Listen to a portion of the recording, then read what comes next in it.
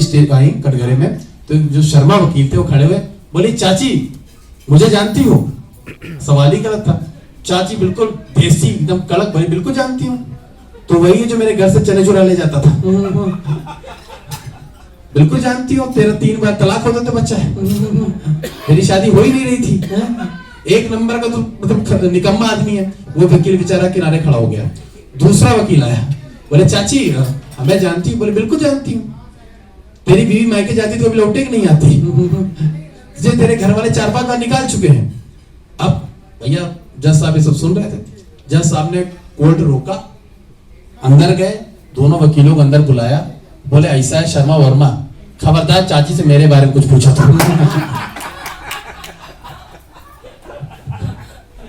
तो होता है, एक बार लखनऊ के अजयगंज चौराहे पे एक चोरी हो गई, चोरी हुई, मतलब चोर चोरी करते हुए पकड़ा गया, तो उसको चोर को ले गए। तो जज साहब ने उससे पूछा कि एक बात बताओ, तुमने एक ही दुकान में लगातार 3 रात चोरियां क्यों की? तो चोर बोला कि साहब मैंने तो पहले रात चोरी की थी, अपनी बीवी के लिए सलवार सूट चुराया था, अगली 2 रातों तक तो मैं कलर बदलने गया था।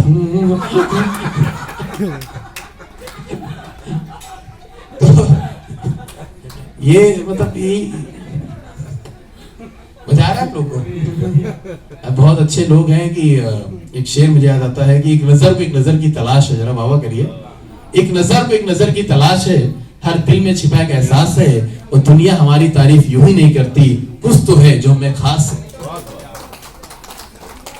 वो काफी कुछ मटेरियल है मेरे पास। मुझे हाँ जी, एक बड़ी एक खूबसूरत सी चीज मुझे याद आती है, ये सच्ची घटना है, मेरे मोहल्ले की है। मैं जहाँ शिफ्ट हुआ लखनऊ में, तो मैं एक दिन, हमारे मोहल्ले में रहते हैं मिश्रा जी के पास मैं गया, तो मिश्रा जी से मेरी बातचीत हो रही थी, तो उन्होंने कहा कि भाई साहब मोहित, मैं पिछले 35 सालों से सिर्फ गीता को सुन रहा हूँ, गीता को समझ रहा हूँ, जो गीता कहती है वही मैं करता हूँ, जो गीता कहती है वही मैं मानता हूँ। हमारा मन उनके पैर छू ले।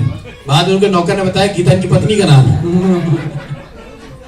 हमें मत भागवत गीता लगा मैं नहीं, बिल्कुल मतलब कॉमेडी तो कहीं से निकल के आ सकती है। तो ये पंडित जी का अपने हाथ दिखाते बोली, पंडित जी मेरे 2 बॉयफ्रेंड है, शर्मा और वर्मा, अब ये बताइए मेरी शादी किससे होगी, कौन होगा वो लकी पर्सन?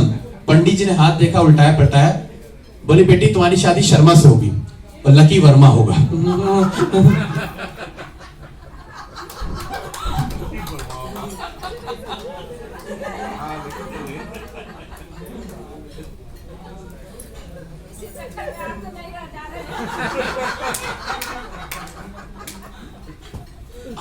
हमारी शादी नहीं हुई ये कहना चाह रही ना, क्या क्यों रह जाए? देखिए हमारी शादी तो हो जाए, लेकिन हमारे सबसे बड़े आलोचक जो हमारे पिताजी हैं। अब सोचिए ना, शादी हमसे तो कोई पूछने आएगा नहीं, सीधा हमारे घर में जाता है। ठीक है, तो अभी एक सच्ची घटना बता देते हैं आपको। सच्ची घटना है, होली के 15 दिन पहले मैं घर बुलाया गया और लड़की वालों को बुलाया गया। अब हम कानपुर के हैं, ठीक है, हम ऐसे बैठे हैं, इधर हमारे पापा बैठे हैं, इधर हमारे होने वाली सास और ससुर बैठे हैं। 10 मिनट तक हमारे सास और ससुर ने लगातार हमको देखा, फिर आपस में एक दूसरे को देखा, फिर मिल के हमारे पापा को देखा, और पापा को देखते बोले, भाई साहब हमें आपका लड़का पसंद नहीं है। हमारे पापा पलट के बोले, देखो पसंद तो हमको भी नहीं है, पर क्या करें, घर से निकाल दे। तो अब ऐसे पापा हमारे, और पापा ऐसे है तो फिर लड़का ऐसा ही होगा। बच्चों की बात हो रही थी, ढेर सारे बच्चे थे यहाँ पर। ये मेरा जो जोन है, मेरा यही जोन है, पर बच्चों से बच्चा बनना पड़ता है। अभी घर का फंक्शन है, नहीं तो भाई साहब 1 घंटे परफॉर्म करते हीरो बन के निकल जाते हैं। लेकिन नहीं, मेरा दिल करता है कि जब आप इससे लोगों तो हम बात करें। बच्चों की बात हो रही थी, बच्चे बड़े मासूम होते हैं। मैं आपको सच्ची चीज बता रहा हूँ, एक बच्चा दौड़ते होता है, पापा मुबारक हो। बोले क्या हुआ? बोले पापा मुबारक, आपके बहुत सारे पैसे बच गए, आपके बहुत सारे पैसे बच गए। बोले हुआ क्या? बोले मैं फेल हो गया, आपको नई किताबें नहीं लेनी पड़ेगी। आजकल कोरोना बच्चों पर सोशल मीडिया का, इलेक्ट्रॉनिक मीडिया कितना फर्क पड़ता है, मैं आपको एक उदाहरण देता हूं। एक बच्चा स्कूल गया, टीचर ने उसको खड़ा किया, बोले गिनती सुनाओ। बच्चे ने गिनती सुनाई, 1 2 3 4 5 6 7 8 10। टीचर ने कहा फिर से सुनाओ। उसे सुनाया 1 2 3 4 5 6 7 8 10। उसने कहा फिर से सुनाओ। तो 1 2 3 4 5 6 7 8 10। टीचर ने कहा बेटा 9 कहां गया? बच्चा बड़े प्यार से बोला टीचर जी 9 तो मर गया। टीचर हैरान, 9 नंबर है, गिनती मर कैसे सकता है? बोले नहीं नहीं 9 मर गया। बच्चा अड़ा एकदम खड़ा, बोले 9 तो मर गया। प्रिंसिपल मैम को बुलाया गया, बोले बेटा 9 नहीं मर सकता, 9 कैसे मर गया? बोले सुबह सुबह मेरे घर में न्यूज़पेपर आया, उसमें लिखा हुआ था लखनऊ में कोरोना फैला, 9 की मौत। समझ जाएंगे तो तालियां बजाएंगे। बच्चे जो है वो ये सुनते भाई साहब। कई बार ऐसा होता है ना कि हम लोग जो जेंट्स होते हैं, बड़े लोग हम लोग होते हैं, हम लोग कुछ भी बोलते हैं, हम लगता है बच्चा सुन ही रहा, बच्चा सब सुन रहा है। सन 2000 के बाद से बच्चे पैदा नहीं होते, डैड पापा पैदा होते हैं, इन्हें सब कुछ पता है। मैं आपको एक उदाहरण और दे देता हूँ, सुनिएगा।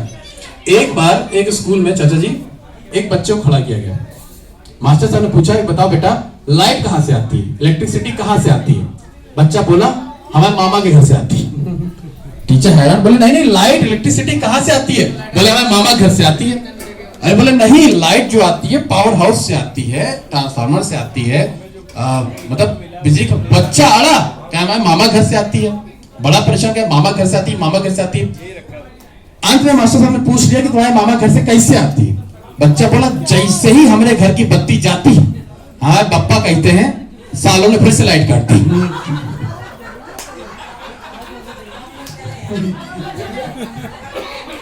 थैंक यू वेरी मच, बहुत बहुत शुक्रिया। मेरा नाम एंकर मोहित है और बहुत बहुत शुक्रिया, अच्छा लगा आप लोगों से मिलकर। मैं एक बार वैसे 10-15 बार बुला चुका हूँ, कहाँ जल रहे हैं पता नहीं चल रहा। दीपक भाई साहब, दीपक भाई साहब एक आखिरी नमस्ते बोल